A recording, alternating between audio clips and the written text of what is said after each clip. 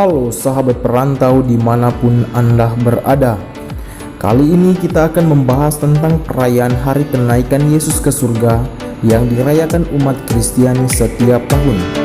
Tetapi sebelumnya jangan lupa subscribe dulu ya, supaya kalian tidak tertinggal dengan informasi dan video-video yang akan kami bagikan.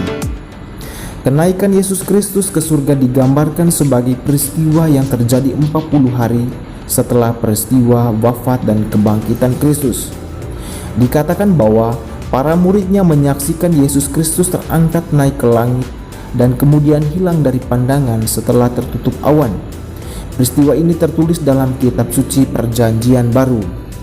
Kita bisa menemukan dalam Kisah Para Rasul yang mencatat secara detail mengenai percakapan Yesus dengan para muridnya menjelang kenaikannya ke surga. Para murid Yesus digambarkan bahwa mereka masih belum memahami secara sungguh arti dari seluruh peristiwa yang mereka alami. Banyak dari mereka yang masih berharap bahwa Yesus akan memulihkan kerajaan Daud yang runtuh sejak dikalahkan oleh kerajaan Babel. Tetapi Yesus mempunyai misi lain yang bukan dari dunia ini. Kisah Para Rasul bab 1 ayat 8 menulis pesan Yesus kepada murid-muridnya. Kamu akan menjadi saksiku di Yerusalem dan di seluruh Yudea dan Samaria dan sampai ke ujung bumi. Setelah menyampaikan pesan itu, dikatakan bahwa Yesus terangkat ke surga. Peristiwa itu membuat mereka tercengang. Namun dua malaikat Tuhan menampakkan diri dan mengingatkan mereka akan pesan yang telah diberikan Yesus kepada mereka. Peristiwa ini merupakan bukti nyata bahwa apa yang diwartakan Yesus adalah benar. Ia berasal dari Allah dan sekarang ia telah menyelesaikan tugasnya di dunia dan kembali kepada Bapanya di surga. Peristiwa ini juga menunjukkan kemuliaan dan kekuasaannya yang mengatasi segala ciptaan.